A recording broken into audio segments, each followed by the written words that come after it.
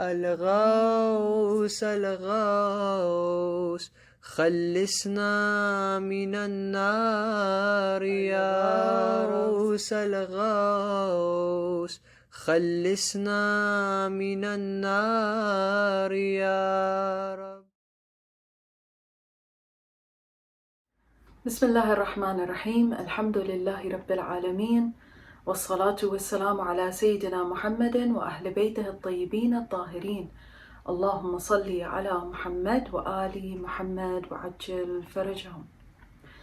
Alhamdulillah, let's continue today again with what we started off yesterday. Ya man lahul Mulku wal-Jalal. The word Jalal, and we use it so often, especially in our poetry, when we refer to Allah subhanahu wa ta'ala, we say Jalla Jalaleh. Or sometimes when we are writing about Allah subhanahu wa ta'ala, most of the times when you read books on Tawheed, you will see that after the name of Allah subhanahu wa ta'ala, they will add Azza wa Jal, which is from Jal, Jalal. So let us concentrate a little bit on this aspect of Jalal. But before we delve into the true meaning, or hopefully as close as we can get to the true meaning of Jalal, we need to understand two important terminologies that we use when we're talking about Allah subhanahu wa ta'ala, especially about the sifat and the attributes. Now I'm going to take you for a minute back to your madrasa classes. And I'm sure we remember how our teachers taught us that Allah subhanahu wa ta'ala's attributes are of two kinds. They are the sifat thubutiyya and sifat salbiyya. Or sometimes they are taught to us as positive attributes with our ithbat or thubutiyya, and then negative attributes which are salbiyya. Now, what's the meaning of positive and negative? And the reason I'm taking you back to thubutiyya and salbiyya is because many times the thubutiyya, the sifat thubutiyya of Allah subhanahu wa ta'ala are known as the sifat of kamal and jamal. And the sifat al-salbiyya are known as the sifat al-Jalal. And that's where we'll come to the word Jalal. So what is this positive and negative? So sometimes when we're trying to understand an ununderstandable identity like Allah subhanahu wa ta'ala, there are two ways of approaching it. Let me reduce the example to maybe the example of an apple. Today, if I have to tell you or describe to someone who has never seen an apple, I might look at all those qualities that the apple possesses. And I'll say, well, it's sort of round, it's sometimes red, it's sometimes yellow, it grows on a tree, and I can say all these things to try and describe this apple to someone who has not seen it. And then there are other ways of describing it by saying all the things that an apple is not. So I could say it's not a square, it's not white, it's not bitter, it's not liquid. So everything that I'm saying is not is a negative attribute. So now again, going back to Allah subhanahu wa ta'ala, when we say Allah is Hayy, Alim, Qadir, these are all the sifat al-kamal of Allah subhanahu wa ta'ala, all the sifat al-jamal, the beautiful essential attributes.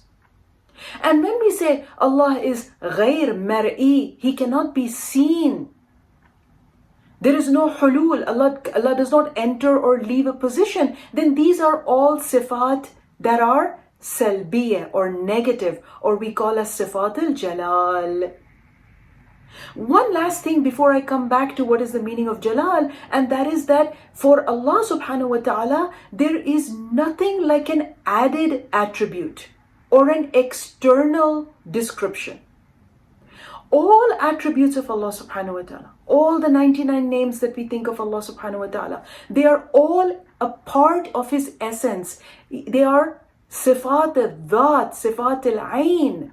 And they are not sifat al-dha'id or za'id, external. Again, what am I trying to say?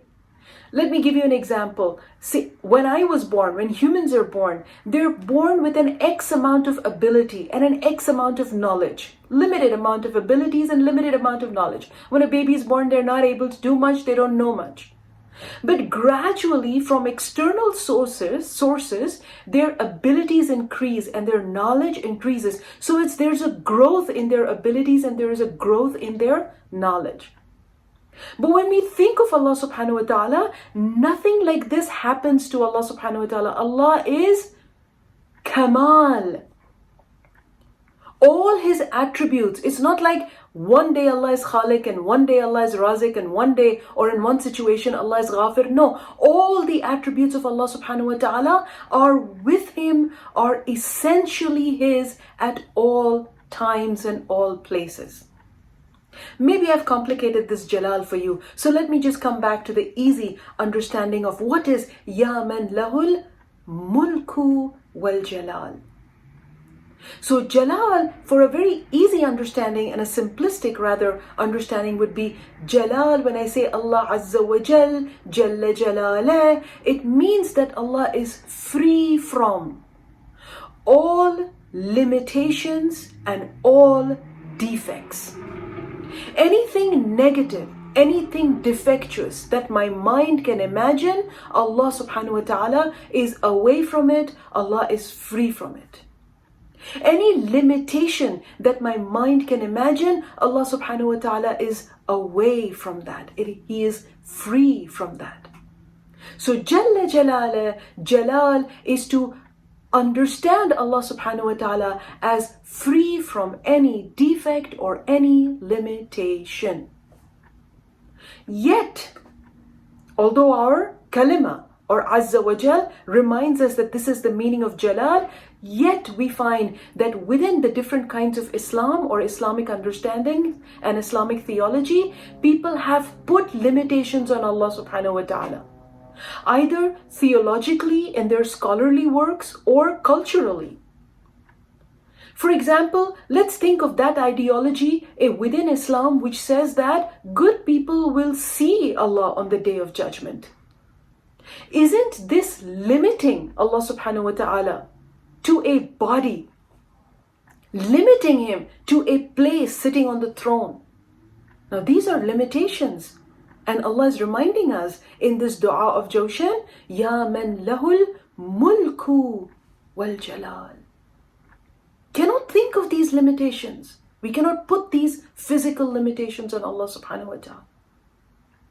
Take for example the scholar Ibn Taymiyyah, the Muslim scholar Ibn Taymiyyah.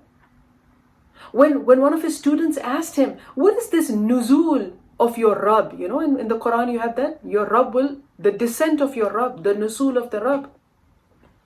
They asked him, what is the meaning of this Allah descending?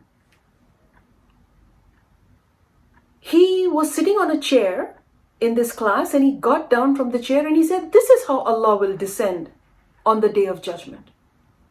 Now you see, this is limiting Allah subhanahu wa ta'ala to a motion, to a place. So even though we say Jalla Jalala, we think, some of the Muslims think about these limitations for Allah subhanahu wa ta'ala. Even in our culture, sometimes, at least in the Urdu language, we say Upar wala, you know, or the God in the heavens. Does that mean that God is limited to a place in the heavens and not on the earth? So sometimes culturally we think, oh, God is up in the heavens. Or sometimes in the scholarly works of some other Muslims we find that there are limitations on God. But when we say Ya man lahul Mulku wal-Jalal, it is meant to purify our thoughts from all these limitations or defects that we may assign to Allah subhanahu wa ta'ala. So will we not see God? And let me end by that saying of Amir al-Mu'mineen alayhi salam, where he said, where somebody asked him, have you seen your God? And he replied and he said, I've never worshipped a God that I have not seen. But what was he trying to say? Not that a God that you see with the eyes of your head, but a God that you see with the eyes of your heart. Let us allow these phrases and sentences of Dua Jauwshan al-Kabir to open up the eyes of our heart to Ya man lahul Mulku wal-Jalal. Allah is Azza wa Jal, free from all defects, free from all limitations, because all mulk belongs to Him. He is the possessor of everything seen and unseen. We pay our respects to the Prophet ﷺ for the wafat of his beloved wife Hazrat Khadija Salamullah alayha, which is the anniversary today. May Allah accept your a'mal, accept from us, and reward our marhumeen with the best place. Walhamdulillahi Rabbil Alameen. Wassalamu alaikum wa rahmatullahi wa barakatuh. Subhanaka ya